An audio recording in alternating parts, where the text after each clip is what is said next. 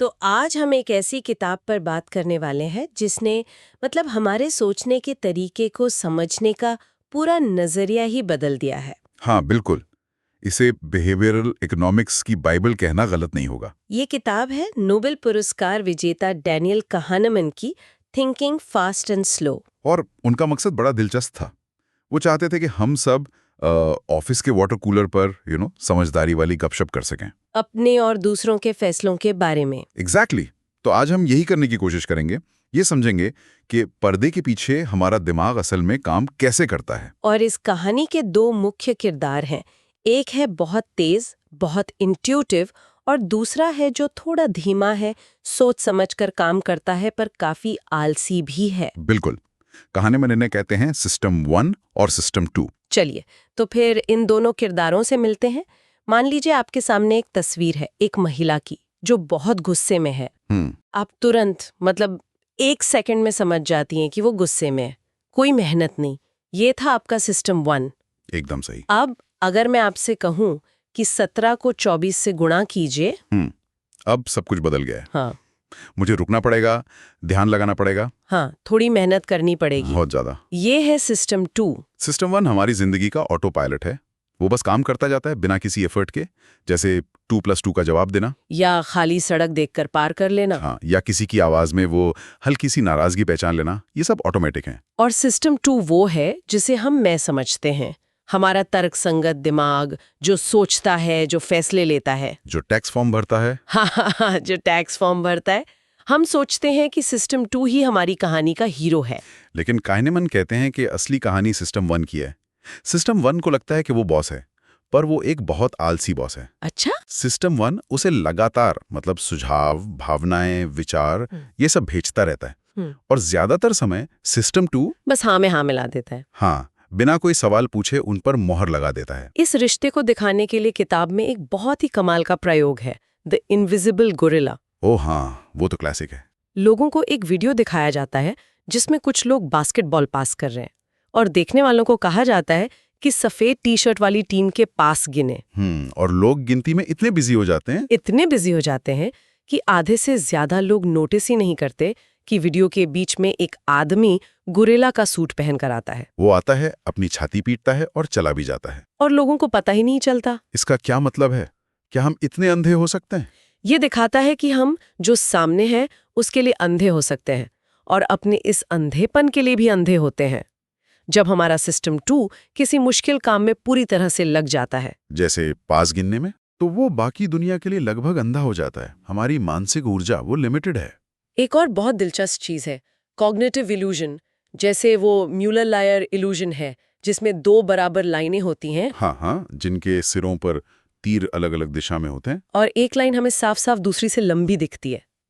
हम जानते हैं कि वो बराबर है, हमारा सिस्टम 2 ये जानता है, पर फिर भी वो हमें अलग ही दिखती हैं हर बार। और यही सबसे बड़ी बात है। आप अपने सिस्टम 1 को बंद नहीं कर सकते, वो हमेशा चालू रहता है। आप जानते हैं कि लाइनें बराबर हैं, ये आपका सिस्टम 2 है, लेकिन आप उन्हें अलग ही देखेंगी, ये आपका सिस्टम 1 है। तो जैसे नजरों का धोखा होता है वैसे ही सोच का भी धोखा होता है। बिल्कुल, जिन्हें हम बायस कहते हैं। और इनसे बचना बहुत मुश्किल है क्योंकि ये हमारे सिस्टम का, हमारे ऑपरेटिंग सिस्टम का हिस्सा हैं। तो अब जब हम इन दोनों सिस्टम को समझ गए हैं तो चलिए सिस्टम 1 के कुछ शॉर्टकट्स जिन्हें ह्यूरिस्टिक्स कहते हैं और उनसे होने वाली गलतियों पर बात करते हैं। सबसे पहले एंकरिंग। हाँ, एक बहुत ही पावरफुल बायस है। इसका मतलब है कि जब हम किसी चीज का अंदाजा लगाते हैं तो हमारा दिमाग किसी शुरुआती जानकारी, किसी नंबर से चिपक जाता है। उसे एंकर कहते हैं। हाँ, और हमारा आखिरी जवाब उसी एंकर के आसपास रहता है, भले ही वो एंकर पूरी तरह से बेमतलब हो। इसका वो व्हील वाला प्रयोग बहुत मशहूर है ना? हाँ, लोगों से पूछा गया कि संयुक्त राष्ट्र में अफ्रीकी देशों का प्रतिशत कितना है, लेकिन उससे ठीक पहले उनके सामने एक व्हील घुमाया गया जिस पर 10 या 65 जैसा कोई रैंडम नंबर आया। और नतीजा हैरान करने वाला था। जिन लोगों ने 10 का नंबर देखा उनका औसत अनुमान था 25%। अच्छा? लेकिन जिन लोगों ने 65 का नंबर देखा उनका औसत अनुमान 45% था। ये तो बहुत ज्यादा फर्क है। उस रैंडम नंबर ने उनके दिमाग को पकड़ लिया। बिल्कुल। जब हम कोई घर खरीदने जाते हैं और सेलर एक कीमत बताता है, वो कीमत एक एंकर बन जाती है। हम सोचते हैं कि हम पर कोई असर नहीं हो रहा, पर होता है। हमारा ऑफर उसी के आसपास घूमता रहता है। एग्जैक्टली। और ये दो तरह से होता है। एक है सिस्टम 2 का एडजस्टमेंट। हम एंकर से शुरू करते हैं और उससे दूर जाने की कोशिश करते हैं, पर ज़्यादा दूर जा नहीं पाते क्योंकि इसमें मेहनत लगती है। और दूसरा ज़्यादा खतरनाक है। वो है सिस्टम 1 का, जिसे प्राइमिंग कहते हैं। जब आप कोई नंबर सुनती हैं तो उससे जुड़ी बातें दिमाग में अपने आप आने लगती हैं। जैसे अगर मैं आपसे पूछूं कि क्या गांधी जी 144 साल से ज्यादा जिए थे? नहीं, बिल्कुल नहीं। ये कैसा सवाल है? अजीब है, मैं जानता हूं, लेकिन उस 144 के ऊंचे एंकर ने आपके दिमाग में एक बहुत बूढ़े व्यक्ति की इमेज बना दी है। अब अगर मैं पूछूं कि उनकी मृत्यु किस उम्र में हुई, तो आपका अंदाजा उनकी असल उम्र से कहीं ज्यादा होगा। शायद 90 के आसपास। देखा, जबकि वो 78 के थे। 144 ने आपके दिमाग को प्राइम कर दिया। कमाल है। तो ये तो हुई एंकरिंग। अब बात करते हैं अवेलेबिलिटी ह्यूरिस्टिक की। इसका क्या मतलब है? इसका मतलब है कि हम किसी चीज के होने की संभावना का अंदाजा इस बात से लगाते हैं कि उसका उदाहरण हमारे दिमाग में कितनी आसानी से आता है। मतलब जो चीज आसानी से याद आ जाए, हमें लगता है वो ज्यादा होती है। बिल्कुल। जैसे हाल ही में अगर प्लेन क्रैश की खबरें बहुत ज्यादा आई हों, तो हमें हवाई यात्रा ज्यादा खतरनाक लगने लगती है, जबकि असल में जोखिम तो उतना ही रहता है। हाँ, लेकिन वो खबरें हमारे दिमाग में ज्यादा अवेलेबल होती हैं, ज्यादा ताजा होती हैं। किताब में अक्षर के का एक और उदाहरण है। क्या ये किसी शब्द के पहले अक्षर के तौर पर ज्यादा आता है या तीसरे? आपको क्या लगता है? मुझे लगता है पहले।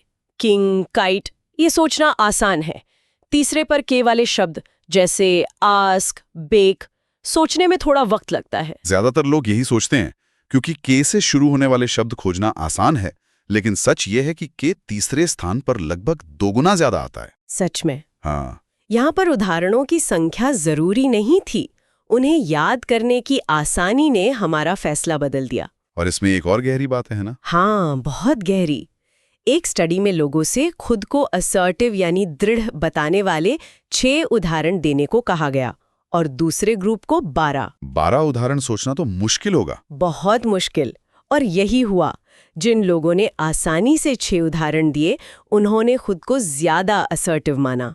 लेकिन जिन लोगों को 12 उदाहरण सोचने में संघर्ष करना पड़ा, उन्हें लगा कि वो असर्टिव नहीं है। एग्जैक्टली। उनके दिमाग ने उस मुश्किल को ही सबूत मान लिया। सिस्टम 1 ने कहा, अगर तुम्हें सोचने में इतनी मेहनत लग रही है तो तुम असर्टिव हो ही नहीं सकते। सोचने की मुश्किल ही जवाब बन गई। वाह। अच्छा, अब एक आखिरी कॉन्सेप्ट पर आते हैं जो थोड़ा मुश्किल लगता है, रिग्रेशन टू द मीन। ये समझना मुश्किल है, क्योंकि हमारा सिस्टम 1 हर चीज के पीछे एक कहानी ढूंढता है। वो संयोग को पसंद नहीं करता। कानेमान ने इसका सबसे अच्छा उदाहरण इजरायली वायुसेना के फ्लाइट इंस्ट्रक्टरों से दिया। उनका क्या मानना था? उनका पक्का मानना था कि जब वो किसी कैडेट की बहुत अच्छी परफॉर्मेंस पर उसकी तारीफ करते हैं, तो अगली बार उसकी परफॉर्मेंस खराब हो जाती है। और जब वो किसी की खराब परफॉर्मेंस पर उसे डांटते हैं, तो अगली बार सुधार होता है। तो उनका निष्कर्ष था कि डांटना तारीफ से बेहतर है। हाँ, कि तारीफ काम बिगाड़ती है और डांट काम सुधारती है। एक मिनट, लेकिन ये तो होता है। मैंने भी ये महसूस किया है। जब आप किसी की बहुत तारीफ कर देते हैं तो वो थोड़ा ढीला पड़ जाता है।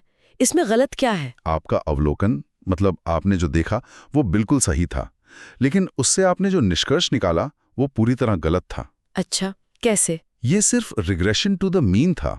देखिए, किसी भी परफॉर्मेंस में 2 चीजें होती हैं, एक है टैलेंट और दूसरी है किस्मत। ठीक है। जिस कैडेट ने असाधारण रूप से अच्छा प्रदर्शन किया, उसमें टैलेंट तो था ही, पर उस दिन उसकी किस्मत भी जबरदस्त थी।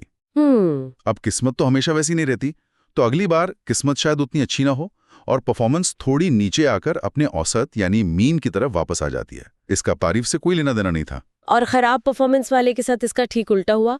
उस दिन उसका टैलेंट तो था ही, पर किस्मत बहुत खराब थी। बिल्कुल। अगली बार किस्मत थोड़ी बेहतर हुई और परफॉर्मेंस भी अपने औसत की तरफ सुधर गई। इंस्ट्रक्टरों ने जो देखा वो सिर्फ किस्मत का उतार चढ़ाव था, लेकिन उनके सिस्टम 1 ने उसके लिए एक कहानी बना ली। तारीफ से बिगड़ गया और डांट से सुधर गया। हम हर जगह कारण ढूंढते हैं, जबकि अक्सर वहां सिर्फ आंकड़ों का एक नियम काम कर रहा होता है। तो आज की इस बातचीत से ये तो साफ है कि हमारे दिमाग में ये 2 ऑपरेटिंग सिस्टम है। एक है तेज सिस्टम 1, जो हमारी ज्यादातर जिंदगी चलाता है, और हमारे ज्यादातर पूर्वाग्रहों का स्रोत भी वही है।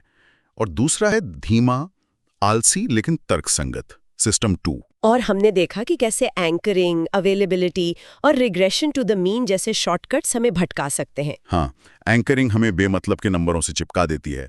अवेलेबिलिटी हमें ताज़ा खबरों से डरा देती है, और किस्मत के उतार चढ़ावों में भी हम कोई ना कोई कहानी ढूंढ ही लेते हैं। तो यहाँ सबसे बड़ा सवाल ये उठता है, अगर हमारा सिस्टम 1 इतना शक्तिशाली है और हमारा सिस्टम 2 इतना आलसी, तो हम अपने फैसलों को बेहतर बना कैसे सकते हैं? ये बहुत बड़ा सवाल है, और शायद इसका जवाब अपने दिमाग को बदलने की कोशिश में नहीं, बल्कि उस माहौल को बदलने में है जिसमें हमारा दिमाग फैसले लेता है। मतलब हम अपने लिए ऐसे गार्ड रेल्स कैसे बना सकते हैं जो हमें हमारी ही गलतियों से बचाएं। जैसे कोई बड़ा फैसला लेने से पहले एक चेकलिस्ट बनाना, या तुरंत प्रतिक्रिया देने के बजाय 24 घंटे रुकने का नियम बनाना। ये अपने आलसी सिस्टम 2 को काम पर लगाने के तरीके हैं। बिल्कुल। बस सवाल ये नहीं है कि हम और स्मार्ट कैसे बने, बल्कि ये है कि हम ऐसे सिस्टम कैसे बनाएं जो हमें हमारी ही सोच की खामियों से बचा सकें। ये एक ऐसा विचार है जिस पे जरूर सोचना चाहिए। डैनियल कैनेमन की किताब थिंकिंग फास्ट एंड स्लो पर हमारी बातचीत के दूसरे और अंतिम हिस्से में आपका स्वागत है। पिछली बार हमने सिस्टम 1 और सिस्टम 2 की दिमागी खींचतान को समझा था। आज हम और भी गहरी परतों को खोलेंगे। हम देखेंगे कि हमारा दिमाग कैसे हमें ज़रूरत से ज़्यादा आत्मविश्वासी बना देता है, हम अपने फैसले कैसे लेते हैं, और क्या हमारे अंदर सच में एक नहीं बल्कि 2 सेल्स या 2 स्व मौजूद हैं। बिल्कुल। आज का मकसद ये समझना है कि हमारा दिमाग हमें खुश और सफल होने से कैसे रोकता है। सुनने में थोड़ा अजीब लगता है। हाँ, लगता है, लेकिन कैनेमन दिखाते हैं कि हमारे सोचने के तरीके में कुछ ऐसी सिस्टमैटिक गलतियां हैं जिन्हें बायस कहते हैं, जो हमें लगातार गलत दिशा में धकेलती हैं। और ये सिर्फ एकेडमिक बातें नहीं हैं। नहीं, बिल्कुल नहीं। ये हमारी रोजमर्रा की जिंदगी, हमारे रिश्तों और हमारी खुशी पर सीधा असर डालती हैं। चलिए इसी बात से शुरू करते हैं। हम सब अच्छी कहानियां पसंद करते हैं। एक साफ सुथरी कहानी जिसमें एक हीरो हो, एक विलेन और एक नतीजा। लगता है हमारा दिमाग भी कुछ ऐसा ही करता है, खासकर जब वो अतीत को देखता है। आपने बिल्कुल सही नस पकड़ी है। कानेमन इसे कहते हैं समझने का भ्रम। Illusion of understanding. हाँ, इल्यूजन ऑफ अंडरस्टैंडिंग। बेसिकली हमारा दिमाग अतीत की बिखरी हुई बेतरतीब घटनाओं को लेता है और उनसे कहानी बुन लेता है। एग्जैक्टली। एक सरल सुसंगत कहानी। जो कुछ भी हुआ हमें लगता है कि वो होना ही था और उसके पीछे एक साफ वजह थी। अच्छा। लेखक नासिम तालिब ने इसके लिए एक बहुत अच्छा शब्द दिया है, नैरेटिव फैलेसी। हम तथ्यों से ज्यादा कहानियों पर भरोसा करते हैं। और इसका सबसे अच्छा उदाहरण शायद वो बिजनेस की किताबें हैं जो बताती हैं कि गूगल या एप्पल जैसी कंपनियां कैसे सफल हुई। हाँ। वो हमेशा एक जीनियस सीईओ की कहानी सुनाती हैं जिसने सब कुछ पहले से सोच लिया था। हाँ, और उन कहानियों में लक, संयोग या right place at the right time, इन सब बातों को पूरी तरह इग्नोर कर दिया जाता है। सही बात है। कहानी में हुनर को हीरो बना दिया जाता है और मूर्खता को विलन। ये कहानियां हमें तसल्ली देती हैं क्योंकि ये दुनिया को एक प्रिडिक्टेबल, अनुमान लगाने लायक जगह की तरह दिखाती हैं। लेकिन ये एक भ्रम है। बिल्कुल।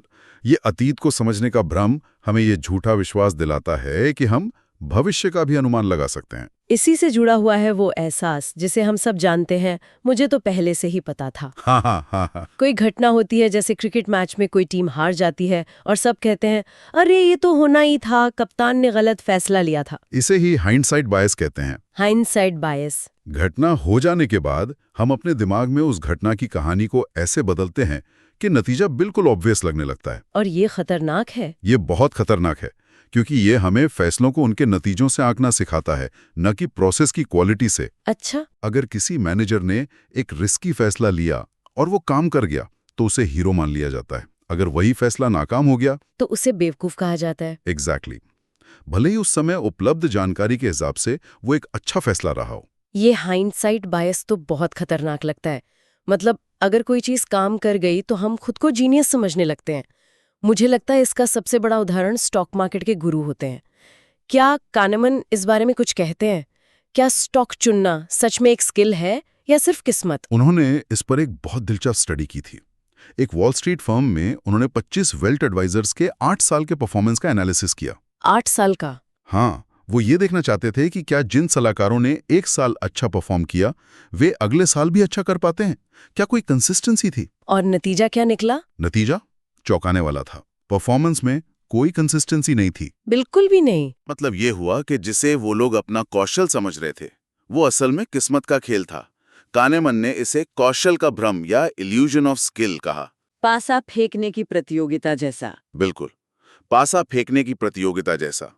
ऐसा इसलिए होता है क्योंकि स्टॉक मार्केट जैसा माहौल बेहद कॉम्प्लेक्स और अनप्रेडिक्टेबल है। लेकिन फिर एक असली विशेषज्ञ, जैसे कोई डॉक्टर या फायर फाइटर, जो खतरे को देखकर तुरंत सही फैसला ले लेता है, उसके अंतर्ज्ञान और इस स्टॉक ब्रोकर के भ्रम में क्या फर्क है? दोनों को ही लगता है कि वो अपने अनुभव से काम कर रहे हैं। फर्क है माहौल का। सच्चा एक्सपर्ट इंट्यूशन सिर्फ 2 शर्तों के पूरा होने पर ही डेवलप हो सकता है। पहला, माहौल काफी हद तक रेगुलर और प्रिडिक्टेबल हो, और दूसरा, आपको अपने फैसलों पर तुरंत और क्लियर फीडबैक मिलने का मौका मिले। अच्छा, मार्केट में माहौल अनप्रेडिक्टेबल है। बहुत ज्यादा, और फीडबैक सालों बाद मिलता है, और तब भी ये साफ नहीं होता कि नतीजा आपके स्किल की वजह से था या हजारों दूसरे कारणों से। तो ये साफ है कि जब भविष्य अनिश्चित हो तो हमारा आत्मविश्वास एक भ्रम हो सकता है। हाँ, और यही भ्रम हमारे फैसलों पर, खासकर जब हम कोई विकल्प चुन रहे होते हैं, बहुत गहरा असर डालता है। कानेमन इसी को लेकर इकोनॉमिक्स के एक बहुत पुराने विचार को चैलेंज करते हैं। हाँ, वे उस विचार को चैलेंज करते हैं जिसके अनुसार इंसान एक रैशनल प्राणी है। कि हम हमेशा अपने फायदे को मैक्सिमाइज करने वाले फैसले लेते हैं। राइट।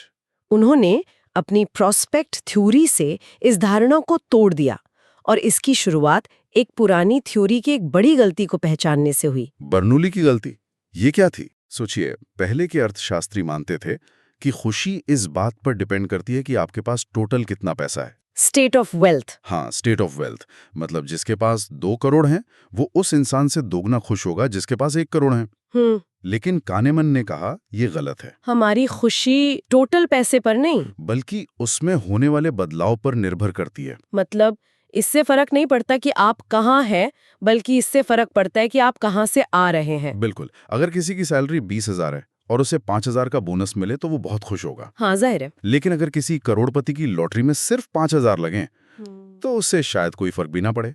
फर्क बदलाव का है, कुल रकम का नहीं। यही बर्नौली की गलती थी। हाँ, वो संदर्भ बिंदु या रेफरेंस पॉइंट को नजरअंदाज कर रहे थे। प्रोस्पेक्ट थ्योरी कहती है कि हम हमेशा एक रेफरेंस पॉइंट से सोचते हैं फायदे और नुकसान। और यहीं से इस किताब का शायद सबसे मशहूर आइडिया आता है, लॉस अवर्जन। बिल्कुल। यानी नुकसान से बचने की हमारी प्रवृत्ति। इसका सीधा सा मतलब है कि नुकसान फायदे से ज्यादा चुभता है। मनोवैज्ञानिक रूप से 100 रुपए खोने का दर्द 100 रुपए पाने की खुशी से कहीं ज्यादा मजबूत होता है। काफी ज्यादा। हाँ, ज्यादातर लोगों के लिए इस दर्द की भरपाई के लिए कम से कम 200 रुपए का फायदा चाहिए। ये अनुपात अक्सर 2.1 का होता है। 2 गुना। लगभग 2 गुना। नुकसान का इमोशनल असर फायदे से लगभग 2 गुना होता है। इसका असल जिंदगी में क्या मतलब है? मैं सोच रही थी, जैसे जब हम कोई पुरानी चीज बेचते हैं, अपनी कार या फोन, तो हमें हमेशा लगता है कि उसकी कीमत ज्यादा मिलनी चाहिए, और खरीदार हमेशा कम कीमत लगाता है। क्या ये भी वही चीज है? ये इसका एक बेहतरीन उदाहरण है।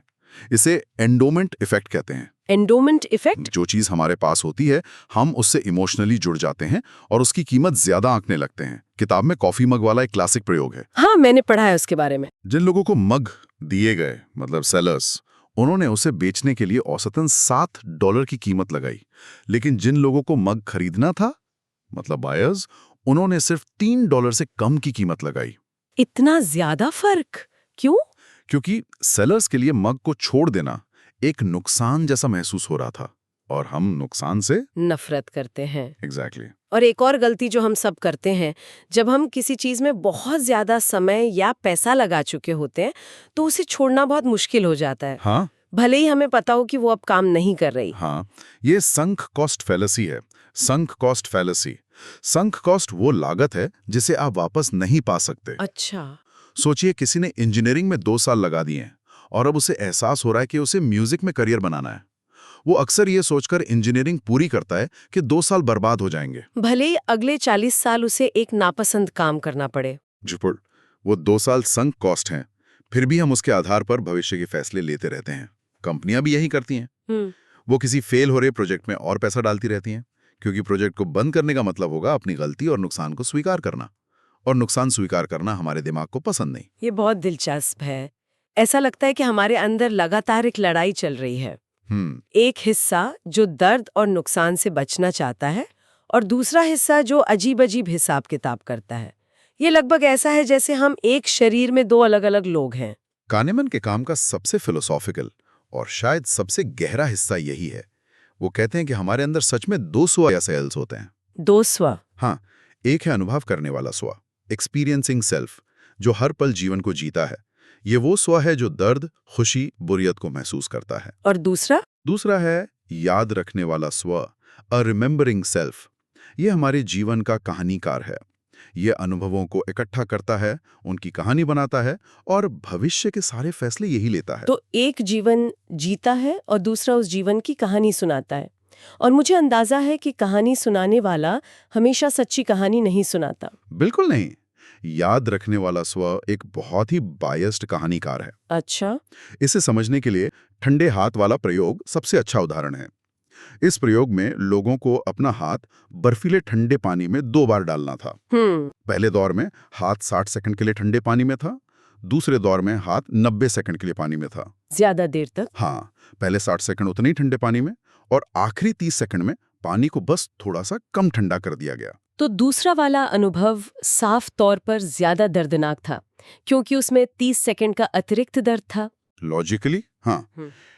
लेकिन जब बाद में लोगों से पूछा गया कि अगर उन्हें दोनों में से एक को दोहराना पड़े तो वे किसे चुनेंगे, तो ज्यादातर लोगों ने 90 सेकंड वाले, यानी ज्यादा लंबे और कुल मिलाकर ज्यादा दर्दनाक अनुभव को चुना। कमाल है। ऐसा क्यों? मतलब हमारा दिमाग हमें जानबूझकर ज्यादा दर्दनाक अनुभव चुनने के लिए कह सकता है? हाँ? सिर्फ इसलिए कि उसकी एंडिंग अच्छी हो? ये तो फिल्मों की तरह, अगर क्लाइमैक्स अच्छा है तो बीच की बोरिंग कहानी हम भूल जाते हैं। आपने बिल्कुल सही समझा। ऐसा इसलिए हुआ क्योंकि याद रखने वाला स्व 2 अजीब नियमों का पालन करता है। कौन से नियम? पहला है पीक एंड रूल। वो पूरे अनुभव को याद नहीं रखता, सिर्फ सबसे तीव्र पल, पीक, और अंत, एंड को याद रखता है। अच्छा। और दूसरा नियम है ड्यूरेशन नेग्लेक्ट। ड्यूरेशन नेग्लेक्ट वो अनुभव की कुल अवधि को लगभग पूरी तरह से नजरअंदाज कर देता है। मतलब उसे फर्क नहीं पड़ता कि दर्द 60 सेकंड था या 90? एग्जैक्टली। चूंकि लंबे वाले अनुभव का अंत थोड़ा कम दर्दनाक था, याद रखने वाले स्व ने उसे एक बेहतर अनुभव के रूप में दर्ज कर लिया, भले ही अनुभव करने वाले स्व ने ज्यादा देर तक पीड़ा सही थी। इसका मतलब है कि एक शानदार छुट्टी जिसके आखिरी दिन फ्लाइट कैंसिल हो जाए, हमारी याद में एक बुरी छुट्टी बन सकती है। हाँ। या एक बहुत अच्छी धुन जिसके अंत में एक कर्कश आवाज आ जाए, पूरी तरह बर्बाद हो सकती है। एकदम सही। और प्रॉब्लम यह है कि हमारे सारे फैसले याद रखने वाला स्व लेता है। जब आप अगली छुट्टी की योजना बनाते हैं तो आप अपनी यादों के आधार पर बनाते हैं, न कि पिछले अनुभव के हर पल के आधार पर। कानेमन इसे कहते हैं याद रखने वाले स्व की तानाशाही, tyranny of the remembering self. हाँ, हमारा कहानीकार स्व हमारे जीने वाले स्व पर राज करता है और वो अक्सर गलत कहानियां सुनाता है। तो अगर हम सब कुछ एक साथ रखें, हमारा दिमाग अतीत के बारे में हमें तसल्ली देने वाली कहानियां सुनाता है जो हमें ओवर कॉन्फिडेंट बनाती हैं। सही है। ये आत्मविश्वास हमारे नुकसान से डरने की तीव्र प्रवृत्ति के साथ मिलकर हमारे फैसलों को बिगाड़ता है। और इन सबके ऊपर जो हिस्सा भविष्य की योजना बनाता है, वो हमारे अनुभवों को सही सही याद भी नहीं रखता। ये तो काफी निराशाजनक तस्वीर है। यह एक चेतावनी है, लेकिन निराशाजनक नहीं। इसका मतलब यह है कि हमारा दिमाग, हमारा सिस्टम 1 एक बेहतरीन कहानी सुनाने वाली मशीन है, लेकिन वो कहानियां अक्सर हमें धोखा देती हैं। बिल्कुल, चाहे वो अतीत के बारे में हो, हमारे अपने कौशल के बारे में हो या हमारी खुशी के बारे में हो। इन सभी बायस का एक ही मकसद है, एक ऐसी दुनिया बनाना जो असलियत से ज्यादा सरल, सुसंगत और अनुमानित लगे। तो मकसद सिस्टम 1 को खत्म करना नहीं है? वो नामुमकिन है। मकसद है उन परिस्थितियों को पहचानना जहां वो गलती कर सकता है, ताकि हम रुककर सोच समझकर अपने सचेत सिस्टम 2 को काम पर लगा सकें। तो इन पैटर्न को समझना ही पहला कदम है। हाँ, ये जानना कि हमारा दिमाग कहाँ-कहाँ शॉर्टकट लेता है, हमें थोड़ा धीमा होने और सवाल पूछने में मदद कर सकता है। हाँ, और ये हमें खुद के और दूसरों के प्रति थोड़ा और दयालु भी बना सकता है। जब हम देखते हैं कि कोई संक कॉस्ट फैलेसी का शिकार हो रहा है, तो हम उसे बेवकूफ समझने के बजाय ये समझ सकते हैं कि वो एक बहुत शक्तिशाली मनोवैज्ञानिक ताकत से लड़ रहा है। सेल्फ अवेयरनेस ही बचाव का पहला स्तर है। इस पूरी बातचीत ने मेरे दिमाग में एक बहुत बड़ा सवाल खड़ा कर दिया है। बताइए। किताब में कहा गया है कि जो चीज अनुभव करने वाले स्व को खुश करती है, जरूरी नहीं कि वो याद रखने वाले स्व को भी संतुष्ट करे। ये एक बड़ा सवाल खड़ा करता है। जब हम अपने भविष्य की योजना बनाते हैं, चाहे वो छुट्टी हो, करियर हो या पूरी जिंदगी हो, तो हम किस स्व के लिए योजना बना रहे हैं? बहुत गहरा सवाल है। क्या हम अच्छे पलों से भरी जिंदगी की योजना बना रहे हैं या एक ऐसी जिंदगी की जो बाद में सुनाने के लिए एक अच्छी कहानी बने?